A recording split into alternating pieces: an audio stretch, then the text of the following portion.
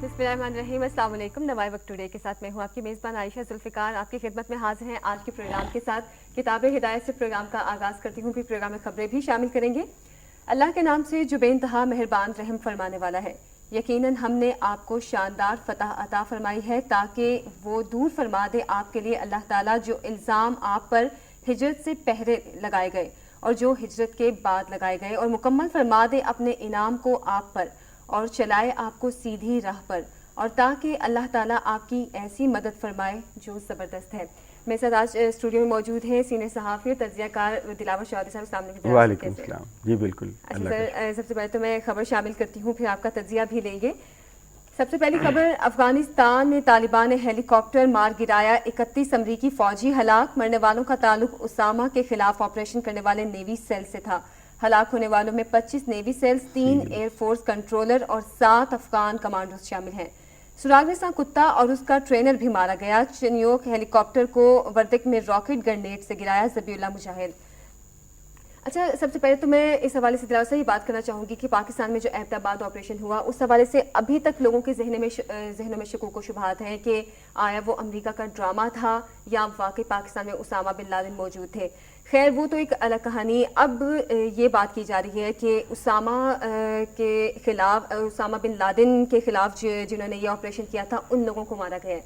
क्या ये भी कोई ड्रामा है या वाकई ऐसा लगता है कि उन्हीं लोगों ने ही मार गिराया है? काफ़ी बड़ी खबर है और 31 फौजी इसमें हलाक हुए। मेरा ख्याल है कि ये एबटाबाद ऑपरेशन का ही रिएक्शन है, और तालिबान ने, आप इसमें जो सबसे बड़ी बात है वो ये है कि 2001 से जब से ये 9/11 के बाद इन्होंने जो so called war on terror शुरू किया, इसमें एक वाक़े में इतने फौजी अभी तक नहीं मरे। ये पहला वाक़या सुनने में ही नहीं आया तो कितनी बड़ी तादाद में जानी नुकसान हुआ। ये अमेरिकन जो हैं, इनके पास 3 तरह के कमांडोज हैं। एक नेवी सील्स हैं और एक डेल्टा फोर्स कमांडोज हैं और एक रेंजर्स हैं, जिनको मतलब 3 कैटेगरीज में 3 तरह की डिवीजन्स हैं। तो इनमें नेवी सील्स जो हैं, यही वो कमांडोज थे जिन्होंने, कहा जाता है कि एबटाबाद ऑपरेशन किया स्टेल्थ हेलीकॉप्टर्स के ज़रिए, और पाकिस्तानी रडार नहीं देख सके, या इस तरह की जो बातें हैं।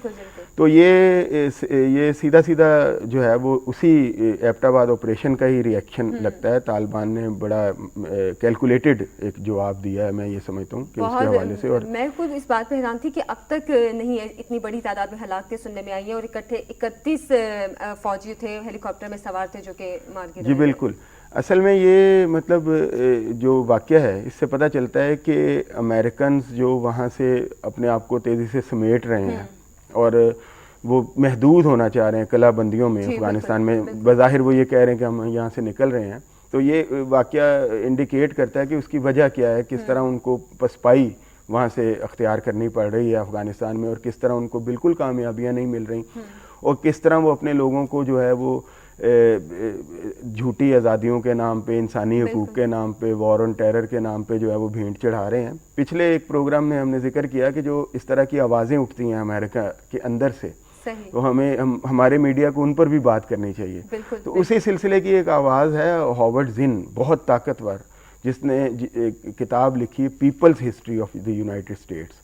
उसमें उन्होंने ये सारा जो है इस ऑपरेशन का भी, ये जो 9/11 है, कैसे ये सिलसिला शुरू हुआ और कैसे इसको किया गया, कैसे बुश को जो है वो जिताया गया इलेक्शंस में। पॉपुलर वोट अल गोर ने लिए, इसके बावजूद 6 लाख वोट ज़्यादा लिए।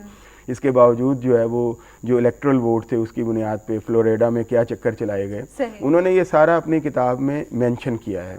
और इसके साथ साथ उन्होंने ये भी बताया है कि ये हम जो लिबरेशन के नाम पे, आज़ादियों के नाम पे हम जो ऑपरेशन करते हैं, असल में हम अपने साम्राज्य को फर्दर करते हैं। कहते वो खुद भी एयरफोर्स पायलट थे दूसरी जंग अजीम में। तो वो ये कहते हैं कि हम तो मैं भी ये समझता था कि हम साम्राज्य के ख़िलाफ़ लोगों को लिबरेट करा रहे हैं, जर्मनी के ख़िलाफ़, नाज़िज़्म के ख़िलाफ़ और इस तरह फैशिज़म के ख़िलाफ़। लेकिन हमें बाद में कहते हैं मुझे एहसास हुआ कि किस तरह हक़ाइक़ को अमेरिकन्स मस्क करते हैं, और हम खुद सबसे बड़े साम्राज्य हैं اور سب سے بڑی امپائر ہم خود بننے چلے جا رہے ہیں. ان کے اپنے لوگ اس بات کو تسلیم کرتے ہیں, اور یہ بھی نہیں کہ عام عوام میں سے لوگ اس بات کو تسلیم, ان کی بڑے بڑی جو جتنے بھی پوسٹوں پہ لوگ بیٹھے ہیں یا جتنے بھی رائٹر ہیں وہ خود دانشور ہیں, وہ خود اس بات کو تسلیم کرتے ہیں کہ امریکہ جو افغانستان میں جنگ جو اس نے شروع کی ہے یہ غلط کیا ہے, یہ غلط کیا ہے. اور اس کے ساتھ ساتھ وہ یہ بھی تسلیم کرتے ہیں کہ جو سو کالڈ امریکن ڈیموکریسی ہے, جس کے ہمارے بعض لوگ بڑے عاشق ہیں اور بڑے حوالے دیتے ہیں, وہ خود جب وہ لوگ لکھتے ہیں ڈیٹیل اور دلائل کے ساتھ, تو پھر پتہ چلتا ہے کہ یہ عوام, امریکن عوام کو بیوقوف بنانے کی ایک کوشش ہے, اور اس کے زیادہ کچھ بھی نہیں ہے, اور عوام کا ان سے کوئی تعلق نہیں ہے. اسی لیے ہاورڈ زین نے People's History of United States لکھی. انہوں نے کہا عوام کے حوالے سے امریکہ کی کیا تاریخ ہے, عوام کو کیا ملا ہے, اور کس طرح قربانیوں کی بھینٹ عوام کو بھی چڑھایا گیا. میں سمجھتا ہوں یہ بھی جو 31 امریکی فوجی مارے گئے ہیں, یہ بھی اپنے آپ کو شاید آزادیوں کے متوالے سمجھ رہے ہوں, اور اس طرح ان کو بھی ورگلایا گیا ہو, اور اس طرح سوچ ویسی ہی بنا دی گئی تھی, ان کو بھی سائیکولوجیکل انجیکشنز دیے گئے ہوں, جو کہ امریکن آرمی کا ایک بہت بڑا مطلب وہ کمپوننٹ ہے کہ وہ سائیکولوجیکل برین واش کرتے ہیں. اچھا صاحب, ایک چیز اور اسی حوالے سے میں ایک مختصر صاحب سے جواب لینا چاہوں گی. 31 فوجی مارے گئے ہیں اتنی بڑی تعداد میں, وہی بات ہم بار بار کہہ رہے ہیں کہ اب تک اتنی بڑی تعداد میں اکٹھے کسی فوجیوں کی ہلاکت کی اطلاع نہیں آئی تھی. اب اس کے بعد آپ کیا دیکھتے ہیں کہ امریکہ اس حوالے سے یقیناً پریشان ہے کہ اتنی بڑی تعداد میں ان کے فوجی ہلاک ہو گئے ہیں. اس کے بعد امریکہ کا نیکسٹ اسٹیپ اب کیا دیکھتے ہیں؟ کیا وہ فوراً اپنی فوج واپس بلانا شروع کر دیں گے, یا ابھی بھی اسی طریقے پہ چل رہے ہیں؟ اصل میں مختصر جواب اس کا یہ ہے کہ امریکن اس وقت ایک بار پھر فیز 3 میں سمجھتا ہوں ان کا اکنامک میلٹ ڈاؤن کا شروع ہو چکا ہے, جو کہ بڑا سخت ہوگا ان پہ. اور اس کا آپ دیکھ رہے ہیں کہ ان کی ایک خبر بھی ہے کہ تاریخ میں پہلی بار ان کی کریڈٹ ریٹنگ بھی جو ہے وہ 1 درجہ کم ہو گئی ہے, پہلی مرتبہ ہوا ہے. اتنا ایک اکنامک کرائسس ہے. اس کرائسس میں ان کو ایک مطلب ایک بہت بڑا دھچکا لگے گا. اور ساتھ ساتھ یہ ہے کہ میں یہ سمجھتا ہوں کہ وہ ابھی بھی انہوں نے سبق نہیں سیکھا, وہ واپس نہیں بلا رہے, وہ اب فیز 2 شروع کر رہے ہیں افغانستان میں پہلے فیز کی شکست کے بعد, کہ وہ چاہتے ہیں کہ اب جیسا کہ میں پہلے بھی عرض کرتا رہا ہوں کہ اب وہ کلا بند ہوں, وہاں ایسے سٹرکچرز تعمیر وہ کر رہے ہیں جو 50 سال کے لیے ہیں. اگر وہ واپس جا رہے ہیں تو ان کے لیے ایسے فوجی کمپلیکس کیوں بنائے جا رہے ہیں افغانستان میں؟ ان کا مقصد صرف اور صرف یہ ہے کہ اب وہ کلا بند ہوں, گورنمنٹ کو کنٹرول کریں وہاں کو, اور افغانوں کو افغانوں کے ساتھ لڑائیں, افغان آرمی کو کھڑا کریں, اور اسی طرح پاکستان آرمی کے ساتھ لڑائیں, کیونکہ یہی سلسلہ شروع اور پاکستانیوں کو پاکستانیوں کے ساتھ لڑائیں, جو ریمنڈ ڈیوسز یہاں پہ کر رہے ہیں ان کے. یہ ان کا ایک بڑا خطرناک گیم. صحیح. ابھی تو بہرحال امریکہ کی گیم کیا چلے گی یہ تو خیر آنے والا وقت ہی بتائے گا. اگلی خبر میں شامل کرتی ہوں. پشاور میں نیٹو ٹرمینل میں بم دھماکہ, 20 آئل ٹینکرز تباہ. پشت کرا میں رنگ روڈ پر پیٹرول سے بھرے درجنوں ٹینکرز موجود تھے, دھماکے کے بعد آگ کی لپیٹ میں آ گئے. نیٹو ٹرمینل پر دھماکوں کا سلسلہ تو خیر ابھی بھی جاری ہی ہے, اور 20 آئل ٹینکرز تباہ کر دیے گئے ہیں. اتنی بڑی تعداد میں امریکہ کو میرے خیال سے کافی نقصان ہوا ہے. آپ کو کیا لگتا ہے کون لوگ ہیں جو اصل میں یہ نیٹو ٹرمینلز کو تباہ کر رہے ہیں؟ دیکھیں جی, ظاہر ہے جب آپ لوگوں کو ماریں گے, ڈرون اٹیکس کریں گے, لوگوں کو بلا وجہ جو ہے وہ وار آن ٹیرر کے نام پہ کریں گے, تو اس کا ریئیکشن بھی ہوگا. یہ سمپلی اس کا ریئیکشن ہے وہ جو امریکنز کا ہے. اور اس میں سمجھتا ہوں ہمیں زیادہ مطلب نقصان ہوتا ہے جو ہم اس کا اعلی کار بنے ہوئے ہیں, اس کو لاجسٹک سپورٹ فراہم کرتے ہیں. ہمارے ایریاز میں اس طرح کی انریسٹ ہوتی ہے, تو ہمیں چاہیے کہ ہم بھی اپنا کوئی فیصلہ کن مطلب مرحلے میں اب داخل ہو جائیں, اور اس طرح کی چیزیں جو ہیں اپنے ملک سے باہر کریں. کچھ دن پہلے بھی جب کہ ایسے کے واقعات کافی تسلسل سے دیکھنے میں آ رہے تھے, تو امریکہ نے کہا بھی تھا کہ پاکستان سے اب یہ جو نیٹو کی سپلائی ہے وہ کافی حد تک روک دی گئی ہے. لیکن جو پشاور کے راستے سے اب یہ ٹرمینل جو تباہ ہوئے ہیں, مطلب ابھی بھی اتنی بڑی تعداد میں وہاں سے نیٹو کے آئل ٹینکرز جاتے ہیں, یعنی کہ کتنا فرق پڑا ہوا ہے؟ دیکھیں جی, جو میڈیا میں رپورٹ ہوا, امریکن میڈیا میں, اور جن کو لوگوں نے کہا, انہوں نے کہا جی 35% تک ہم نے کر دیا لیول اس کا, یہاں باقی دوسرے روٹ سے کر رہے ہیں, ایئر لفٹ کرنے کے بھی غور کر رہے ہیں, یہ بھی کر رہے ہیں. لیکن یہ نہیں بتایا اسپیسیفکلی کہ دوسرے روٹس جو ناردرن روٹس ہیں یہ کیا ہیں, ان میں کتنی تعداد میں وہ کر رہے ہیں, کہاں سے کر رہے ہیں. مجھے تو لگتا ہے کہ یہ سب کہنے کی باتیں ہیں, ابھی بھی پاکستان کے ہی تمام رستوں سے اس لیے کہ اس کے بغیر وہ اتنی مہنگی ہو جائے گی ان کے لیے جنگ کہ وہ تقریباً ناممکن ہو کے رہ جائے گی. اور امریکہ اور اس وقت امریکہ میں مالی بحران بھی آیا ہے, تو اتنی مہنگی جنگ کو وہ یقیناً افورڈ نہیں کر سکیں گے. اور یہ ابھی تک انہوں نے پاکستان کو اس حوالے سے جو ہے وہ بنایا ہوا ہے اعلیٰ کار, اور ہم بن رہے ہیں ابھی تک, میں تو یہ سمجھتا ہوں. اچھا, اگلی خبر میں شامل کرتی ہوں پیپلز پارٹی اور ایم کیو ایم کے اتحاد کے حوالے سے. پیپلز پارٹی ایم کیو مذاکرات کراچی میں حیدرآباد میں کمشنری نظام کا خاتمہ 2 آرڈیننس جاری حیدرآباد کے 4 کراچی کے 5 اضلاع ختم باقی سندھ میں کمشنری نظام رہے گا ایم کیو عدالت میں اپنی دائر درخواست واپس لے لے گی پیپلز پارٹی اور ایم کیو مذاکرات پھر اتحاد وہی باتیں پرانی باتیں دوبارہ سے نئے طریقے سے سامنے آ رہی ہیں دیکھیں ایک بڑا مشہور افسانہ ہے غالباً جس میں بتایا گیا کہ جب وڈیرے ایک دوسرے سے ناراض ہوتے ہیں تو ایک دوسرے کے علاقے میں اسکول بنوانا شروع کر دیتے ہیں تاکہ لوگ باشعور ہو جائیں پڑھیں وہاں پہ. تو یہ اب جو ہم باتیں کرتے رہے ہیں یہ وہی اسی سلسلے کی ایک جو بڑا واضح طور پہ یہ چیز سامنے آ گئی ہے کہ آپ جب کوئی پولیٹیکل رائیولری پیدا ہوتی ہے لڑائی پیدا ہوتی ہے تو آپ اس کو جناب کمشنری نظام بحال کر دیتے ہیں. پھر جب آپ نے پیچ اپ کرنا ہوتا ہے آپ دونوں جماعتیں بتائیں کہ وہ کراچی کے امن کے لیے کیا کر رہی ہیں. کیا وہ صرف اپنی لڑائی میں اپنے مفادات کو ہی فردر کر رہی ہیں یا کراچی کے امن پر بھی کوئی توجہ دینے کی کوشش کریں گی کہ آپ مہینہ پہلے آپ کی لڑائی ہو آپ کہیں جی آپ آزاد کشمیر الیکشن میں نہ حصہ لیں اور پھر بڑی گرما گرمی ہو کہ جی اس طرح کی باتیں کی گئی ہیں ذاتی لیول کی یہ ہو گیا ہے اور اس کے بعد ادھر سے جواب یہ آئے کہ کمشنری نظام بحال ہو گیا. پھر آپ پیچ اپ کی طرف جائیں آپ کا گورنر واپس آ جائے اور اس کے بعد نیکسٹ اسٹیپ میں آپ یہ کہیں جی کمشنری نظام کا بھی خاتمہ ہو گیا. تو یہ کیا آپ پاکستان کے اکنامک ہب کے ساتھ مذاق کر رہے ہیں حکمران بھی اور اس کے ایم کے ایم والے بھی. میں سمجھتا ہوں کہ اس طرح اب چیزوں کو واضح کرنا چاہیے کہ آپ اس کے کراچی کے امن کے لیے کیا کر رہے ہیں. کیا یہ مطلب یہ سیاسی جماعتوں میں چھپے ہوئے عناصر تو نہیں ایلیمنٹس ہی تو نہیں ہے یہ سارا کچھ جو اتحاد اور لڑائی جھگڑوں سے کراچی کے امن میں تو کوئی بھی اضافہ نہیں ہو رہا ہے. کراچی میں جو فسادات کی صورتحال دیکھنے میں آ رہی اس میں تو کوئی کمی نہیں آ رہی. جی بالکل آپس میں لڑتے ہیں پھر صلح کر لیتے ہیں اور وہی بات کہ ان پارٹیز پہ لوگوں کا اعتماد میرے خیال سے یقیناً تقریباً ختم ہو چکا. پھر اگر آپ اس طرح کریں گے کہ مطلب اپنے آپ کو بڑے بڑے اپنے موقف کو شفٹ کرتے چلے جائیں گے جلد از جلد تو ظاہر ہے پھر لوگ بھی اس پہ سوچیں گے یقیناً اور لوگ یقیناً پھر نئے لوگوں کو سامنے لانے کے بارے میں بھی سوچیں گے. خیر اگلی خبر شامل کرتی ہوں. نئے صوبوں کے قیام میں پہل پنجاب کو کرنا ہوگی. جاوید ہاشمی مسلم لیگ نون کے بغیر نیا صوبہ تو کیا صوبے کا نام بھی تبدیل نہیں کیا جا سکتا. اچھا جاوید ہاشمی صاحب کی جانب سے کافی یعنی کہ ایک مضبوط قسم کے موقف ان کی جانب سے سامنے آ رہا ہے کہ صوبوں کے قیام کے حوالے سے واقعی پنجاب میں جو نئے صوبوں کے قیام سے نون لیگ کو پہل کرنا ہوگی اور یہ وہ. لیکن اگر ہم مختلف سیاسی پارٹیز کی جانب سے دیکھیں پچھلے دن مولانا فضل الرحمان کا بھی بیان سامنے آیا تھا کہ لسانی بنیاد پر اگر صوبے بنتے ہیں تو 2 قومی نظریہ وہ بالکل ہی مر جائے گا. بات ان کی بالکل ٹھیک ہے. اس حوالے سے ہمارے سیاستدان کیوں نہیں سوچتے کہ اگر واقعی لسانی بنیادوں پر صوبوں کی بنیاد بنتی ہے تو وہی بات کہ 2 قومی نظریہ تو بالکل ختم ہو جائے گا. لسانیت کو فروغ دے رہے ہیں. جی بالکل. دیکھیں یہ بڑی اچھی بات ہے کہ ہمیں لسانیت کو فروغ نہیں دینا چاہیے. اس سے ملک مضبوط نہیں ہوگا بلکہ کمزور ہوگا. سندھ میں بھی نہیں اور پنجاب میں بھی اور اسی طرح مطلب خیبر پی کے میں بھی میں سمجھتا ہوں کہ لسانی بنیادوں پہ یا بلوچستان میں اگر آواز اٹھتی ہے لسانی تو اس کو بھی ہمیں اس کو انکریج نہیں کرنا چاہیے. لیکن ایک بات جو مطلب یہ اس حوالے سے ہے کہ نئے صوبے کی جو بات ہے وہ یہ ہے کہ آپ یہ بھی ایک چیز یہ بھی دیکھیں کہ آگے پنجاب کو یہ بلیم کیا جاتا ہے کہ جناب قومی اسمبلی میں پنجاب کی سیٹیں آدھے سے بھی زیادہ سیٹیں پنجاب کی ہیں. تو پنجاب ڈومینیٹ کرتا ہے جس کو چاہے وہ وزیر اعظم بنا سکتا ہے جس کو گورنمنٹ چاہے وہ اوور تھرو کر سکتا ہے. پنجاب ہی حکومت کر ہے. دوسرے صوبوں کو یہ شکوہ رہتا ہے.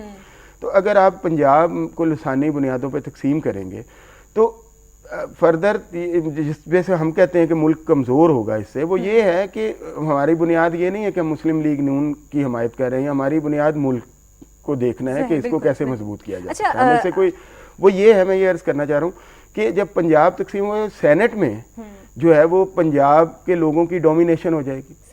ایک آپ اگر فرض کریں بہاولپور صوبہ بناتے ہیں یا سرائکی صوبہ بناتے ہیں تو پنجاب اس کے بھی اتنے ارکان سینٹ میں جائیں گے جتنے کہ اس پنجاب کے جائیں گے. پھر اس تو اس طرح کیا یہ ایک جو وہاں پہ جو ایک وہ ہے نمبر گیم ہے وہ ڈسٹرب نہیں ہو جائے گا. پھر یہ نہیں کہا جائے گا آگے چل کے کہ جناب قومی اسمبلی میں تو پنجاب یا پنجابی اسپیکنگ یا پنجابی اوریجن کے لوگ چاہے صوبے 2 یا 3 ہو گئے ہیں ڈومینیٹ کر ہی رہے تھے اب سینٹ میں بھی کرنا شروع ہو گئے ہیں. تو یہ شکوہ جو ہے یہ کیا فیڈریشن کو نقصان نہیں پہنچائے گا. یہ مزید گہرا نہیں ہوگا. جو قیام ہے وہ حکومت کو ہی نقصان پہنچانے والی بات ہے اگر لسانی بنیادوں پہ اس طرح کریں گے.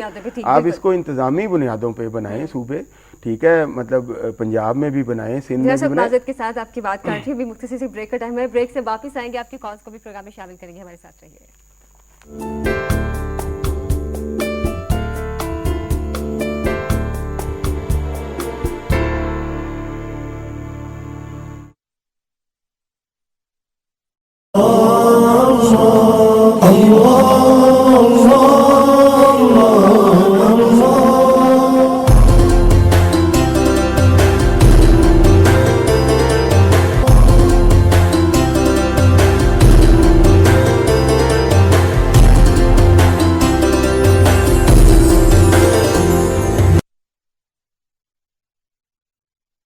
حضور نبی رحمت صلی اللہ علیہ وآلہ وسلم کا ارشاد ہے, اس ماہ مبارک رمضان کا پہلا عشرہ باعث رحمت ہے.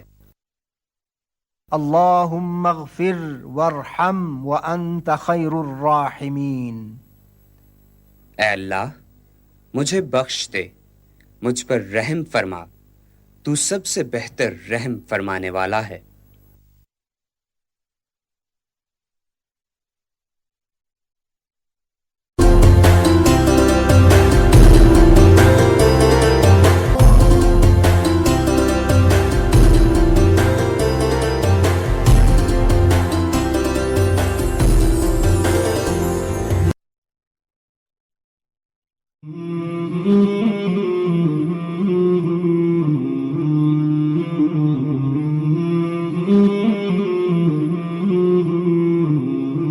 حضرت محمد صلی اللہ علیہ وآلہ وسلم نے فرمایا, جہنمی لوگ خود پسند, خود پرست, متکبر, حریص اور بخیل ہوتے ہیں.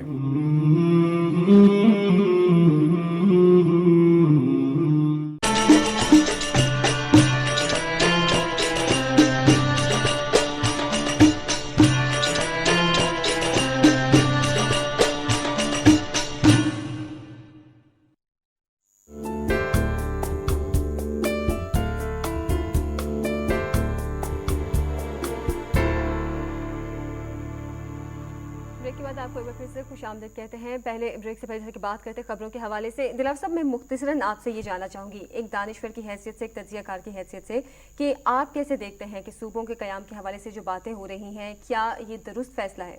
میں نے جیسے کہ پہلے عرض کیا, مختصراً یہی ہے کہ انتظامی بنیادوں پہ ضرور یہ سٹیپ لینا چاہیے, لیکن اس میں لسانیت کا عنصر یا اس میں کوئی سیاسی مفادات تو آ رہا ہے, ہاں وہ نہیں, اس کو نکال کے دیکھیں نا, اور بھی طریقے ہیں نا, آپ یونٹس کو بنا سکتے ہیں, اس کو کر سکتے ہیں, لیکن یہ سارا کچھ دیکھ کے کہ ہماری فیڈریشن بھی متاثر نہ ہو. صحیح, آپ کو مطلب جو سندھی ہیں, پنجابی ہیں, ان کو سینٹ میں برابر جو ہے, یعنی کہ وہی بات کہ اگر آپ ان صوبوں کے انتظام کو صحیح طریقے سے چلا سکتے ہیں تو یقیناً نئے صوبے بنائے جانے چاہیے. بالکل, لیکن اس میں لسانیت کا عنصر کہیں نہیں, لسانیت کا عنصر نہیں ہونا چاہیے, اور کسی صوبے کی یا کسی صوبے کے اوریجن کے لوگوں کی ڈومینیشن نہیں ہونی چاہیے سینٹ میں, تاکہ فیڈریشن کا تاثر جو ہے وہ برقرار رہے. بالکل ٹھیک. اچھا, کالرز کو پروگرام میں شامل کریں گے. میں نمبر آپ کو بتا دیتی ہوں, 36312169. ہمارے ساتھ کالر ہے لائن پہ. السلام علیکم. السلام علیکم جی. وعلیکم السلام. بڑی میں جی یقینی طور پہ دلفگار دلبر صاحب بھی آج آپ کے ساتھ ہوں گے. دلاور صاحب, وہ بات یہ ہے جی کہ بجلی جو ہے سوائے اس کے کہ ہم لوگ بل دیتے ہیں, اور اس کے بعد ہم ٹی وی وغیرہ کیبل تو ہم دیکھ ہی نہیں سکتے. کس قدر ظلم ہے یہ. ایسے ہی ہے, میں جیسے آپ کا نوائے وقت لوں, 10 صفحوں کا اخبار آپ مجھے 2 کا دیں اور 20 روپے چارج کریں. یہ بجلی کا عالم ہے, یہی تمام چیزوں کا عالم ہے, لوٹ مار تباہی ہے. یہ صوبوں کی میں بات کرنا چاہ رہا ہوں, یہ کراچی کی سیاست میں اکثر بات اس لیے کرتا ہوں, I am the promoter of the cause of the poor. I advocate the cause of poor every morning and I will do that. سوال یہ ہے کہ یہ لاشوں کی جو سیاست ہو رہی ہے, یہ مرچنٹ آف ڈیتھ, یہ گرگے اجل, یہ موت, یہ جو بھیڑیے ہیں موت کے, انہوں نے جتنی زیادہ لاشیں گریں اتنی زیادہ ان کے پولیٹیکل پوائنٹ سکورنگ اور ان کی بلیک میلنگ ہوتی ہے. یہ ظلم ختم ہونا چاہیے. اور میں اس میں کراچی کے ٹیلی ویژن چینلز کو ہر وقت کہتا ہوں, آج انہیں آپ بند کر دیں, ان کے اینکرز کو, جو کہ ایم کیو ایم کے غلام ٹی وی چینل ہے, سوائے ایک پارٹی کو پروموٹ کرتے ہیں یا دوسری پیپل پارٹی. اب یہ دیکھیے کہ میرے آپ کے پیسوں سے بے نظیر انکم سپورٹ فنڈ دیا جاتا ہے، لیکن اس کا پولیٹیکل ایڈ جتنی ایکسپلائٹیشن ہو رہی ہے پیپل کس لیے؟ آپ غریبوں کو مارے ہیں اور اس کے بعد آپ پولیٹیکل، آپ اگر آپ نے اپنے پیسے دینے اپنے پیسے لگائیں تو بے نظیر انکم سپورٹ نام دیں، ایڈورٹائزنگ کریں. میرے آپ کے پیسوں سے انہوں نے 2 کھرب روپے سے بجلی مجھے دے سکتے تھے. بہت شکریہ مصطفیٰ صاحب، بہت شکریہ کال کرنے کے لیے. عبدالرشید غوری صاحب ہیں کراچی سے. السلام علیکم. وعلیکم السلام. جی کیا کہنا چاہیں گے رشید صاحب؟ میں یہ کہنا چاہتا ہوں جناب کہ پہلے تو میں آپ کی خدمت میں اور آپ کے مہمان کی خدمت میں سلام پیش کرنا چاہتا ہوں. وعلیکم السلام. دوسری بات یہ ہے کہ اب یہ جو کراچی میں ایم کیو ایم اور پیپل پارٹی کے سلسلے میں جو کچھ بھی ہو رہا ہے، اللہ رمضان کا مہینہ، اللہ ان کو کامیابی دے اور کچھ ملک اور قوم کے لیے اچھا اس کے نتائج نکلے تو پھر اچھی بات ہے. لیکن میں یہ دیکھ رہا ہوں کہ عوامی نیشنل پارٹی ایک دم سے پریشان ہو جاتی ہے، یہ میری سمجھ میں نہیں آتی ہے. اس کے ہر مطالبہ حکومت نے مانا، اس نے اپنے صوبے کے نام لسانی بنیاد پر رکھا، وہ مانا. اور کچھ ہے، تالابار ڈیم کا مسئلہ ہے، ریل کا مسئلہ ہے، وہ پیسے مانگتی ہے دیتے ہیں، لیکن ریل گاڑی کا ایسا ستیہ ناش ہوا ہے کہ اللہ رحم کرے کہ جب کس طرح سے ملک چلے گا. انگریزوں کے زمانے میں ریل کا محکمہ، بجلی کا محکمہ، ڈاک خانے کے محکمے، 3 محکموں سے وہ پورے ہندوستان کا نظام چلاتا تھا اور خرچہ چلاتا. ٹھیک، بہت شکریہ عبدالرشید صاحب. آپ نے ہمیں کراچی سے کال کیا، کیا کہنا چاہیے دلاور صاحب؟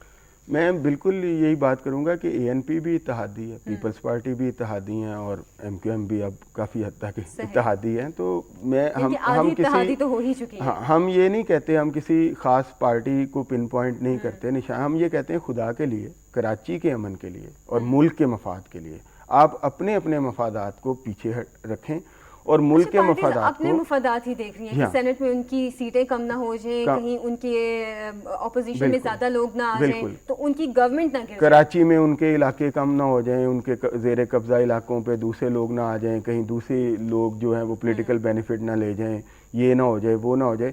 اس کی بجائے یہ ان سارے سٹیک ہولڈرز کو، یہ اتفاق سے تینوں اتحادی ہیں اور سٹیک ہولڈرز ہیں بڑے کراچی کے، ان کو مل کے ایک ملکی مفاد میں ایک کنکلوژن نکالنا چاہیے. کسی کو بھی، چاہے اے این پی ہو، جو امن کے لیے اگر کوئی بات ہو رہی ہے تو اس میں بڑھ چڑھ کے حصہ ڈالنا چاہیے، چاہے ایم کیو ایم ہو، چاہے پیپلز پارٹی ہو، چاہے اے این پی ہو.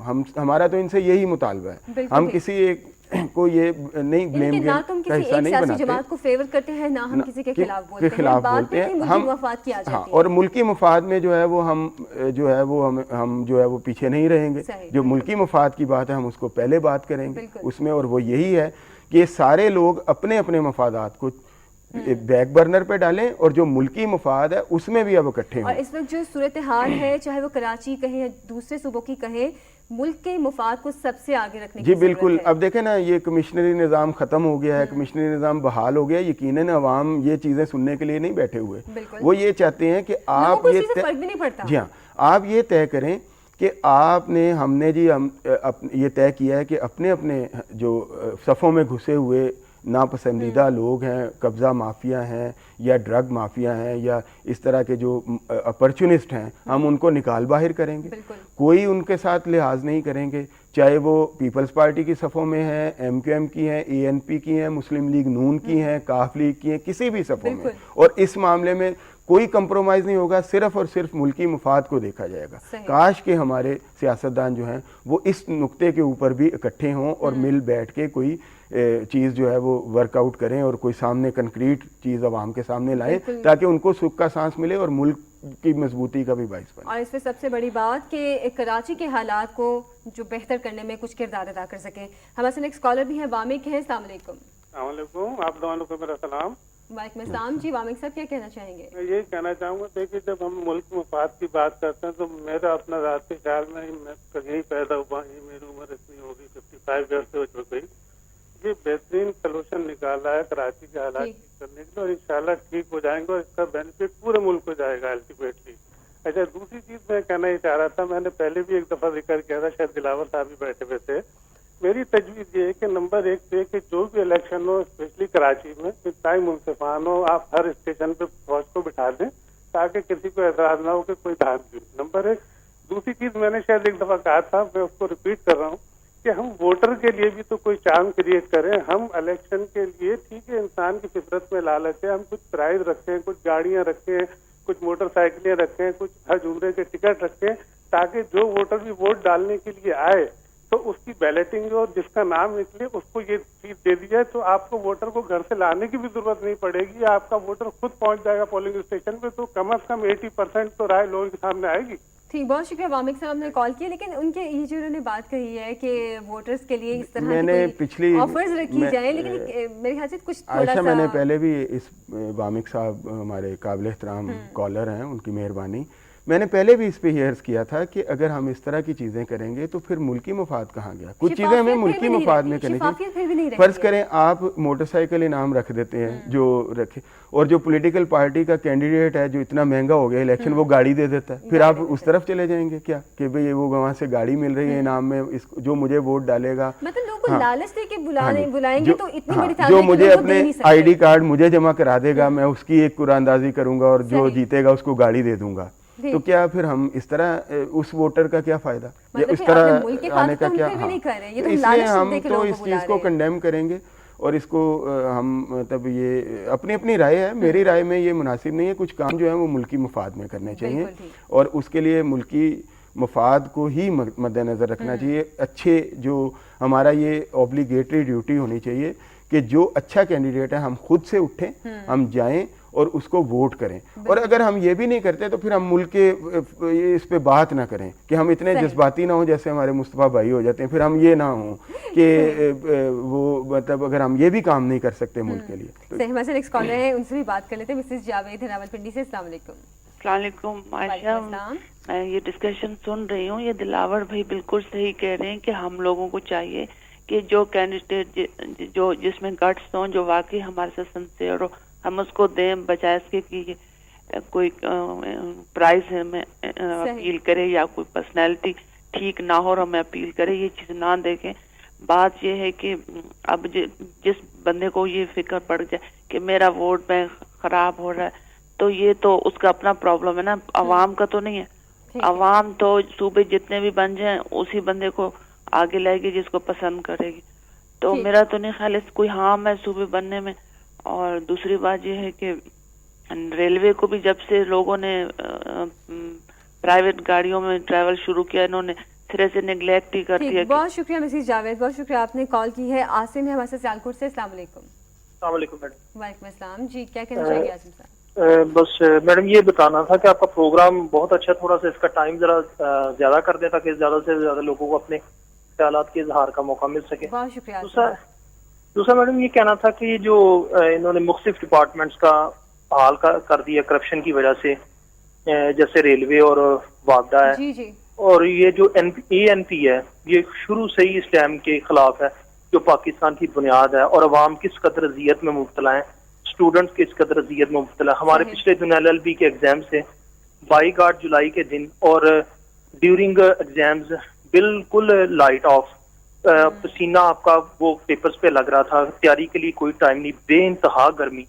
और जो इस कैफियत से गुजर रहे हैं स्टूडेंट्स, हामला औरतें, बच्चे, दुकानदार, कारोबार, वो आप इमेजिन नहीं कर सकते कि किस कदर उनके लिए जिंदगी तल्ख हो चुकी है। बहुत शुक्रिया आसिम साहब, बहुत शुक्रिया आपने हमें कॉल की। यकीनन हम भी इमेजिन कर सकते हैं क्योंकि हम भी आम लोग ही हैं जो इन सब चीजों को फेस करते हैं। यहाँ पे मैं एक मुख्तसरन एक राय देना चाहूँगा कि जो जैसे रेलवे है या जो महकमे है वापडा है, अगर ये डिटोरेशन की तरफ जाते हैं तो इनके वुज़रा जो सेक्रेटरी हैं हम उनकी मराहत क्यों नहीं कम करते एक सिंबल के तौर पे कि जी आपका ये आपने 3 साल में यहाँ से यहाँ पहुँचा दिया। बातें बहुत की जाती हैं कि मराहत कम करने की, लेकिन आज तक इस पे अमल नहीं किया गया। मतलब ये कि सिंबॉलिक होगा, लेकिन वो उनके लिए एक स्टिग्मा बन जाएगा कि जनाब आपने महकमे को 3 साल में एक मतलब इसको मैयर करके डैमेजेस को हम आपकी मराहत कम कर रहे हैं और बड़े ऊपर के लेवल पे। ये नहीं कि मुलाजमीन को टिकटें देना बंद कर रहे हैं या उनको जो 100, 200 और 500 रुपए का बेनिफिट देते हैं अलाउंसेस वो ख़त्म कर रहे हैं, बल्कि हम मिनिस्टर और सेक्रेटरी लेवल पे ये मराहत कम कर रहे हैं, ये ताकि लोगों तक ये मैसेज पहुंचे कि आप इसको ठीक तरह से नहीं, कोई भी हो, चाहे वो रेलवे है, वापडा है, निजकारी के हैं, सनतें हैं, कुछ भी हो, तो ये लेकिन ये इस तरह होगा, ये उस वक्त होगा जब हमारे लोग, हमारे पॉलिटिशियंस ہمارے جو وزیر اعظم ہیں یا صدر ہیں وہ ملک کے لیے مخلص ہوں گے, وہ چاہیں گے اور وہ خود اپنی مراد کم کریں. جی ہاں, وہ سب سے پہلے خود اپنی مراد کم کریں اور سب سے پہلے یہ اس طرح مطلب سیاسی جوڑ توڑ اور بینیفٹس کے بجائے اس طرح کے اجلاس کریں کہ جس سے کہ ہمیں یہ انرجی کرائسس سے کیسے نکلنا ہے, اکنامک کرنچ سے کیسے نکلنا ہے, اس طرح کے اجلاس. ایسی کوئی چیز دیکھنے میں نہیں کیے جاتے ہیں کہ اتحاد کو کیسے دوبارہ سے قائم کیا جائے, کس سے دوبارہ سے اتحاد توڑا جائے, اس قسم کے اجلاس تو روز سننے میں آتے ہیں. کس سے فائدہ اٹھانا ہے, لیکن ملکی مفاد کے لیے کوئی اجلاس نہیں ہوتا, اور یہ اس کا عوام کو نوٹس لینا چاہیے. میں بار بار یہ کہتا ہوں, اور میرے کچھ ساتھی اس پہ یہ بھی کہتے ہیں کہ جی لیڈرشپ کوئی نہیں, عوام اپنے طور پہ جب ہم ایک کمیونٹی کے طور پہ نوٹس لیتے ہیں کہ وابڈہ ملازمین ہیں یا ریلوے ملازمین ہیں یا صحافی ہیں, وکلا ہیں, جب ان کے مفادات کو تھوڑا سا جھٹکا لگتا ہے تو وہ کیا اس پہ نوٹس نہیں لیتے, اب وہ سڑکوں پہ آتے ہیں. اسی طرح ملک کے لیے یہ ساری کمیونٹیز مل کے, اب یہی عوام ہے, یہ ملک کے لیے بھی اپنی آواز اٹھا سکتی ہیں. بالکل ٹھیک ہے, اور جیسے کہ ہم نے بات کی کہ ملک کے لیے بھی اپنی آواز اٹھا سکتے ہیں, اور یقیناً ہم نے ہی آواز اٹھانی ہے, ہم نے ہی قدم بڑھانا ہے, جیسے کہ دلاور صاحب نے بھی بات کی ہے کہ ہمیں خود لیڈرشپ کا انتخاب کرنا ہے. بہرحال آپ سب کالر کا بہت شکریہ آج کے پروگرام میں کال کرنے کے لیے. ابھی بڑھتے ہیں آج کے کالم کی جانب.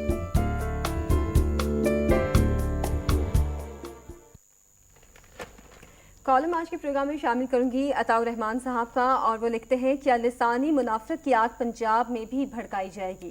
پیپلز پارٹی کی قیادت نے اگر عملاً قومی انتخاب ملک کے سب سے زیادہ آبادی والے صوبے پنجاب کی تقسیم اور سرائکی صوبے کے نعرے کی بنیاد پر لڑا تو اس کا نقد اور کھڑا فائدہ یہ ہے کہ اسے نظر آتا ہے کہ سب سے بڑی مخالف جماعت مسلم لیگ نون کا ووٹ بینک سکڑ جائے گا.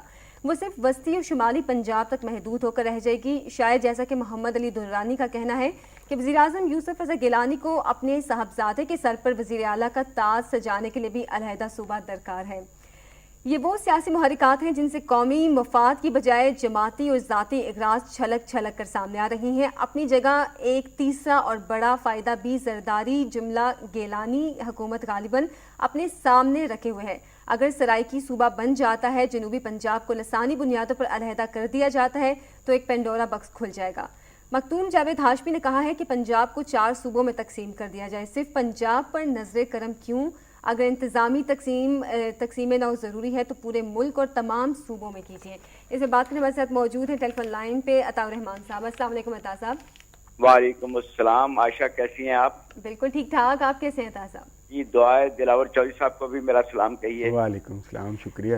اچھا عطاء صاحب, آپ کے کالم کے حوالے سے بات کرنا چاہوں گی. صوبوں کے حوالے سے ہم نے کافی اپنے پروگرام میں بھی ڈسکشن کی ہے, اور جیسے کہ آپ نے بھی کہا ہے کہ لسانی بنیادوں پر اگر صوبہ بنتا ہے, اور جیسے کہ ایک سب سے خاص بات جو آپ نے پوائنٹ آؤٹ کی ہے کہ وزیر اعظم یوسف رضا گیلانی سے اپنے بیٹے کے سر پر وزیر اعلیٰ کا تاج سجانا چاہتے ہیں, تو کیا کہیں گے کہ واقعی کیا اگر اس بنیاد پر صوبوں میں تقسیم کی جاتی ہے تو اس سے ہمارے ملک کو کتنا نقصان پہنچے گا؟ دیکھیے بات یہ ہے کہ سب سے بڑا نقصان تو یہ پہنچے گا کہ اس وقت جو نئی بحث کھڑی کر دی گئی ہے اس کے بعد کرپشن کے اتنے الزام, اور جو تحقیقاتی کمیشن ہیں وہ ان سے نظریں ہٹ گئی ہیں. مہنگائی کمر توڑ اور آسمانوں کو چھو رہی ہے, وہ پس منظر میں چلی گئی ہے.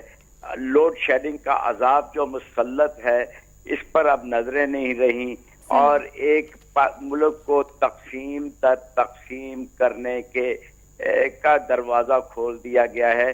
آپ دیکھیں صرف جنوبی پنجاب میں جس کے علیحدہ صوبے کی بات کی جا رہی ہے, وہاں بھی ایک اور علیحدہ صوبہ بہاولپور کی تحریک بڑے زور شور کے ساتھ چل رہی ہے. جی ہاں, صوبہ خیبر پی کے کو تقسیم کرنے ہزارہ کی موومنٹ جو ہے وہ اپنے عروج پر ہے, اور جس دن ایم کیو ایم حکومت سے ناراض ہوتی ہے تو کراچی کے در و دیوار پر کراچی کو سندھ سے علیحدہ کرنے کے پوسٹر نمایاں ہو جاتے ہیں, اور یہ ساری بحثیں اب اٹھ کھڑی ہوں گی, اور پورے ملک کے اندر ایک اشتراک اور انتشار کی کیفیت پیدا ہو جائے گی. ایسے حالت میں جبکہ ہمیں داخلی استحکام کی ضرورت ہے, جبکہ امریکہ جو ہے نظریں لگائے ہوئے ہیں, اور ہم ایبٹ کمیشن سے ابھی کوئی تحقیقاتی نتائج نہیں سامنے لا سکے. بھارت ہمارا پرانا دشمن ہے, وہ اب کوئی موقع ہاتھ نہیں جانے دیتا. ہم اپنے اندر عوام کو اگر لڑائیں گے تو یہ تباہ کن ہوگا. اچھا اعجاز صاحب، جیسے کہ آپ نے بات کی کہ اگر پنجاب میں بھی صوبے بنانے کی بات کی جاتی ہے تو کیا اس کے بعد باقی پورے ملک میں بھی صوبے بنانے کی بات کی جائے گی تو اس سے کیا پاکستان کا جو ڈھانچہ ہے، اسٹرکچر ہے، وہ کمزور نہیں ہو جائے گا؟ دیکھیں، ایک تو وہ ڈھانچہ کمزور ہو جائے گا اور دوسرا یہ ہے کہ داخلی اتحاد کی جو بنیادیں ہیں وہ بہت بہت شیک ہو کر رہ جائیں گی. لیکن مخدوم جاوید ہاشمی کا میں نے کالم میں اشارہ کیا ہے کہ وہ کہتے ہیں پنجاب کو 4 صوبوں میں تقسیم کر دیا جائے. تو پھر اگر یہ کرنا ہے تو پنجاب پر ہی نظر کرم کیوں؟ پھر جاوید ہاشمی کیا اپنی محرومی کا ازالہ تو نہیں چاہتے ہیں جو وہ کہتے ہیں کہ پنجاب میں 4 صوبے بنائے جانے چاہیے؟ ٹھیک ہے، پنجاب میں 4 صوبے آپ بنا دیجئے. سینٹ میں پنجاب کی 4 صوبے نمائندگی کر رہے ہوں گے اور سینٹ میں پنجاب کی بہت زیادہ قوت جو ہے وہ بڑھ جائے گی. اس میں کوئی شک نہیں. اگر 4 صوبے بنتے ہیں تو سینٹ میں جا کر پنجاب کی 100 سیٹیں ہو جائیں گی. لیکن یہ حقیقت ہے کہ آج سے 25-30 سال پہلے کچھ دانشوروں نے ایک تجویز دی تھی کہ اگر آپ نے نئے صوبے بنانے ہی ہیں تو ان کو جو کمشنریاں ہیں پرانی، ان کی بنیاد پر انہیں صوبوں کا درجہ دے تاکہ ہر جگہ ہر علاقے کی جو شکایات ہیں وہ دور ہو جائیں اور انتظامی سہولتیں پیدا ہو جائیں. لیکن اس کے لیے آئین میں بہت بڑی تبدیلی لانا پڑے گی جو کہ آسان کام نہیں. صحیح، ٹھیک. بہت شکریہ عطاء الرحمان صاحب نے کالم کے حوالے سے بات کی. بھی بڑھتے ہیں آج کی تاریخ کی جانب.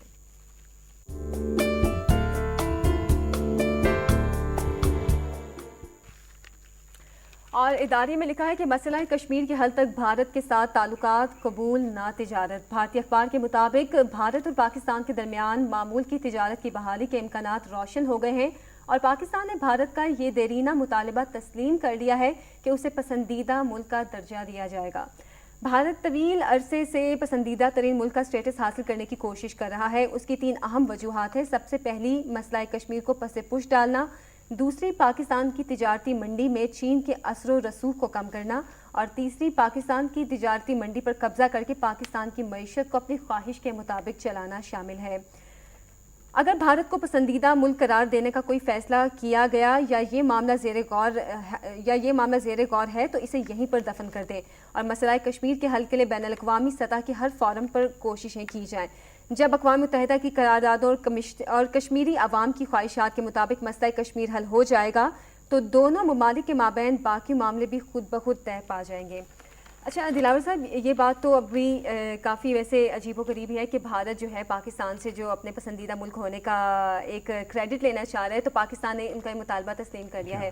اگر پاکستان کی جانب سے واقعی یہ مطالبہ تسلیم کیا جاتا ہے تو اس سے کشمیر کوز کو کتنا نقصان پہنچے گا؟ دیکھیں جی، اس سے تو کشمیر کوز کو بہت زیادہ نقصان پہنچے گا کہ جب ہم کہتے ہیں کہ وہاں پلیبسٹ ہونا چاہیے، سب سے پہلے یہ جو دیرینہ مسائل ہیں، پانی کا مسئلہ ہے، کشمیر کا مسئلہ ہے، یہ حل ہونے چاہیے. تو ان کو اس کا مطلب ہم نے بیک برنر میں ڈال دیا اور جو ان کے مطالبات ہیں ان کو تسلیم کر لیا. کیونکہ پاکستان اور بھارت کے درمیان تعلقات میں کشیدگی کی صورت میں کشمیر کوز ہے. اس سے ایک اور بھی بات ہے کہ دوسری بات یہ ہے کہ ہمیں بھارت کے ساتھ اپنے مفادات کو دیکھ کے ہوئے تجارت کرنی چاہیے، نہ کہ اس کے مفادات کو. آپ یہ دیکھیں کہ بھارت کے ساتھ جو ہم ابھی بھی جو تجارت کر رہے ہیں اس میں بھی ٹریڈ ڈیفیسٹ بڑھتا چلا جا رہا ہے. اس سال کا جو مالی سال کا ٹریڈ ڈیفیسٹ ہے وہ $1.16 بلین ہے، جو کہ پچھلے سال سے بھی کوئی 30-40 کروڑ ڈالر زیادہ ہے. تو ہم مطلب یہ بات جو ہے کہ کبھی ہم صوبے بنانے کی طرف چل پڑتے ہیں اور ان کو لسانی بنیادوں پر کرتے ہیں، تقسیم کرنے کی کوشش کرتے ہیں. ہم یہ بھی خیال نہیں کرتے کہ سینٹ میں کس کی ڈومینیشن ہو جائے گی، اس سے کیا نقصان ہوگا فیڈریشن کو. کوئی ہمارا صرف اور صرف یہ، اور اتنا تو ہم عوام کے لیے کرتے نہیں ہیں کہ ریٹ لسٹ کو بھی چیک کریں کہ رمضان المبارک ہے تو لوگ اپنی منمانیوں جو دام ہیں وہ لے رہے ہیں اور دے رہے ہیں اور اس پر کسی کی نظر نہیں ہے. عوام کے مسائل پر حل کرنے کے لیے کسی کا دھیان نہیں ہے. اسی طرح ملکی مفاد پر کسی کا دھیان نہیں ہے کہ ملکی مفاد میں یہ بالکل نہیں ہے کہ ہم بھارت کو پسندیدہ ترین ملک قرار دیں اور اس کے لیے تجارت کے دروازے بالکل کھول دیں.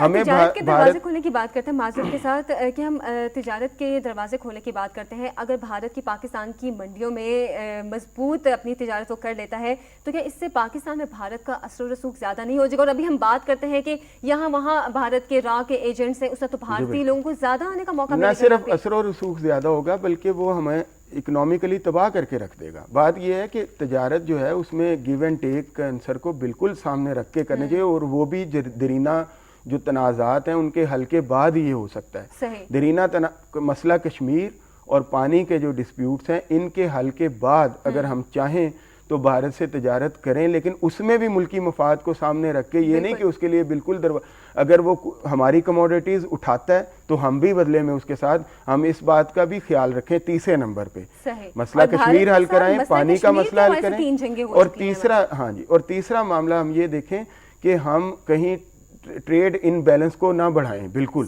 کسی بھی ملک کے ساتھ, چاہے وہ بھارت ہو یا ایون چائنا ہو, یا ہمیں اپنے مفادات کو بھی دیکھنا ہے. ایک حد تک ہمیں جو ہے وہ ٹریڈ بیلنس جو ہے اس کو قائم رکھنا ہے تاکہ ہماری کموڈیٹیز بھی دوسرے ملک جو ہیں وہ ایکسیپٹ کریں. ہماری کاٹن ہے اور اتنی چیزیں ہیں ان کو بھی مطلب دوسرے ملکوں میں پذیرائی ملے, اور پھر جواب میں ہم ان کو اس طرح کا گیو اینڈ ٹیک جو ہے ہمیں ٹریڈ میں جو ہے وہ لازمی اس کو دیکھنا چاہیے.